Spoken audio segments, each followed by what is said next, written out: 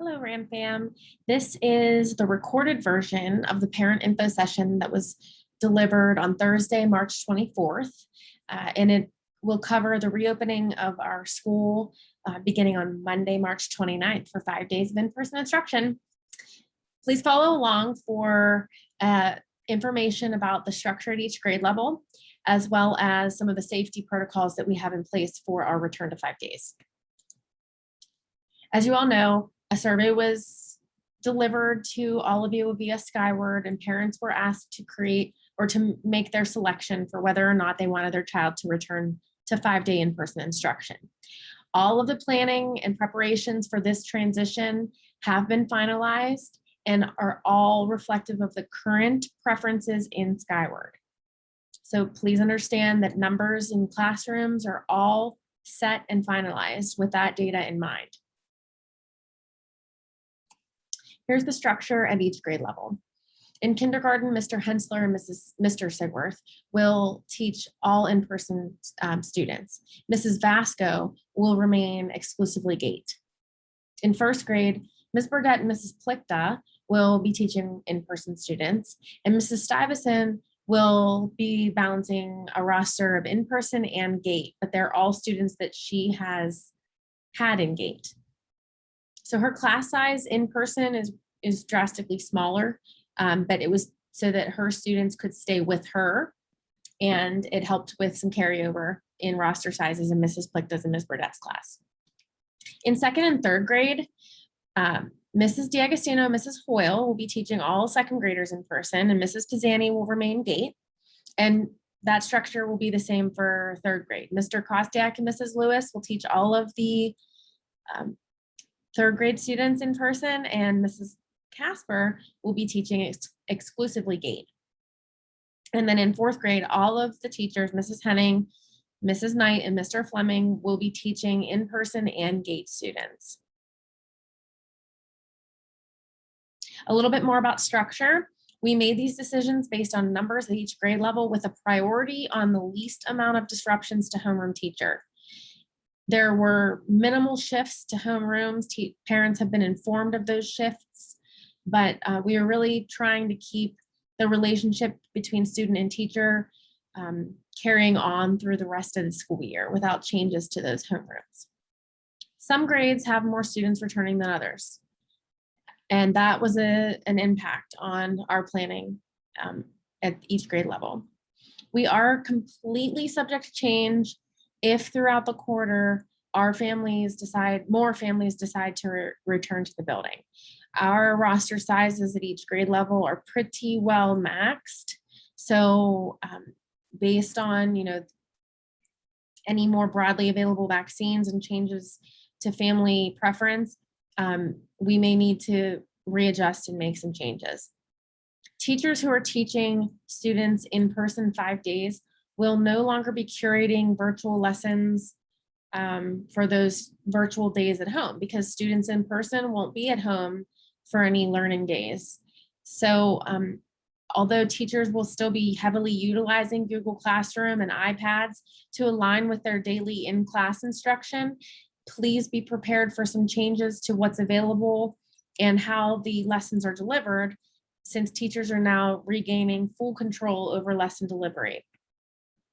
I do want to note that we are conscious of the fact that quarantines may occur as a result of any positive COVID-19 cases within our RamFam community. So we are working through some of the kinks associated with a forced quarantine and how to keep a student on track with instruction without falling behind as a result of that quarantine. A little bit more about structure. This more so impacts the GATE students more than the in-person students, but our encore specials, that's library, art, music, PE, and health, beginning on Monday, GATE students will re-enter the full building-wide 5-day rotation. And that means that their GATE specials will be hosted live by their specials teachers.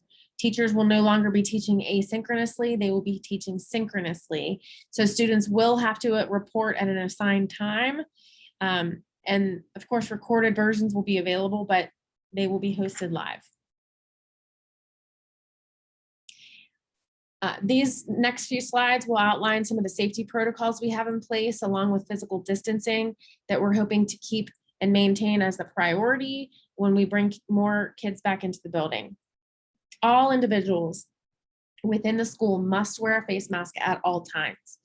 This is an expanded face mask order in the state of Pennsylvania. There will no longer be scheduled mask breaks because of the increase in students in the classroom and our inability to safely socially distance within that 6 feet. So face masks must be worn at all times. Classroom distancing varies based on class.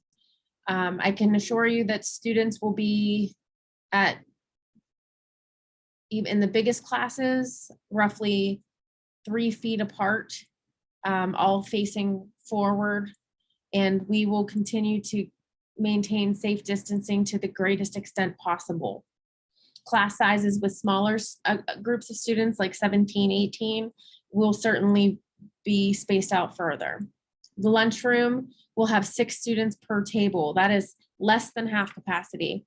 A traditional lunch table holds 16 students, and we're going to be seating 6 at each table. And I do have a layout included in this presentation. In recess, students will be still exclusively in their own homeroom class at recess. Each homeroom has their own dedicated recess, and they will be distancing on the playground as well as in the classroom when there's indoor recess. The hallway really allows for generous spacing because we're walking swiftly to and from wherever we're going, and students wouldn't be in close distance with anyone for greater than, even a minute or 2, let alone 15 minutes. And the bus will be spaced out to the greatest extent possible. That's really dependent on how many student riders there are, but at dismissal time, I will certainly be on each bus making sure that students are properly spaced out. And that will occur for the first few weeks of this transition until kids get kind of like self-assigned seating arranged. This is the lunchroom table. So as you can see, six seats will be utilized. We'll have a sticker on each seat to show where kids are allowed to sit and where they should avoid. And this will allow us to safely house lunch in the lunchroom, even for our largest class of students. Continued physical safety protocols and distancing protocols in the classrooms. Again, our student desks will be facing in one direction, and they will be spaced out to the greatest extent possible. Any extra furniture will be removed in order to expand desks to the greatest maximum. Plexiglass dividers have been installed on teachers' desks as well as any small group instruction areas. And there are procedures for limited sharing of resources such as headphones, etc. Hallway travel, again, is not a concern at Ramsey. Our hallways are very wide, students move swiftly. There would be limited time to congregate in any hallway. But we do have signage and one-way travel patterns. Throughout the day, common touch points, heavily trafficked areas will be sanitized at least twice throughout the school day. And after school, the buildings will be cleaned and sanitized with an emphasis on common spaces. Students will absolutely continue to be encouraged through scheduled hand washing and bathroom breaks to maintain just proper hygiene throughout the day, especially during transition periods, such as recess, bathroom, lunch, and specials. And then we have sanitation stations in each classroom, which is a crate of some additional resources that teachers can rely upon if needed. A little more on transportation. Families can sit together. Siblings in the same household can sit next to each other. Otherwise, students will be alternating seats to the greatest extent possible in a staggered kind of format. And students will be required to wear their face mask at all times. As you prepare for Monday, if your students are returning to the building and they're new to the building this year, please be assured that there will be helpers out front at arrival time. I will be there. If anybody needs help getting to their classroom, they will have that assistance. Please send them to school with a fully charged iPad, a reusable water bottle, Face masks, an extra one is always nice to have, and their book bag with any favorite supplies that they have. Essential supplies will be provided to them, such as pencils and whatnot. If your child is riding the bus, please make sure that your child's pickup and drop off stop, as well as the times, and allow for additional wait time until we get accustomed to the new schedule. The buses have been running very quickly up until this point because there's been a minimal ridership, but with an expanded amount of riders, you can anticipate the buses to be running a little bit more slowly. So please account for that in the first couple of weeks until we get adjusted. If your child needs to be taken to childcare, please make sure that you've called the bus garage or our transportation department, or you can contact Miss Cindy and she can help point you in the right direction, just to make sure that there's no mistakes. And please review bus safety with your child. The bus is the hottest spot for discipline referrals at the main office, and your help is absolutely needed to ensure that students understand how important bus safety is. So that kind of brings me to the next slide. We do anticipate the buses running slower, so just be aware of that. Students should sit only with family members. They will be staggered from seats across and in front of them and behind them. And we will make sure to the greatest extent possible that students are spaced out. They do need to wear their face masks at all times. Students should stay seated at all times, facing forward. That is the #1 safety concern. Even before buses leave the Ramsey parking lot, I can see students standing on the seats looking over. It makes me want to stop the bus and redirect them, but they're long gone. So we know that bus issues are our #1 concern. And for your child's safety, it's important that they know it's enforced here and at home. They must be seated, facing forward.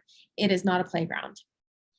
And disciplinary action will be enforced. I will always give a first warning. Parents will always be informed of that warning.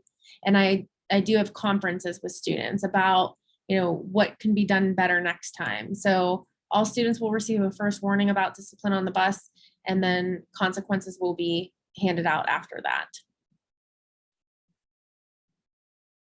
As just a few final notes about our transition. As I mentioned, planning and preparation has been finalized for those who have indicated a preference to return to the building for 5 days of in-person instruction. Any change requests from this point on will need to be reviewed first. You'll need to contact me. I need some time to review the numbers in classrooms to determine feasibility of any impact that change would have. So your patience is absolutely appreciated, because we do need to maintain some safety protocols and plan for those types of changes. The COVID compensatory services to after-school tutoring will continue to run as is, no changes to that program. And then looking ahead, the PSSA testing for grades 3 and 4 will be given in May, beginning on May 4th. Please look for more information to come your way after we return from Easter break, the spring break. Our goal is to assess all students in person and in GATE. And GATE students will be hosted in the building for those assessment days, but we will be planning to have them tested in smaller groups away from the core group peers. And 4th grade send-off and fun and fitness days are being planned as we speak, and look for more information to come your way in April and into May as those plans and details are finalized. Thank you to everyone who attended live. I hope this is a helpful reference for you as we prepare this final transition in our school year.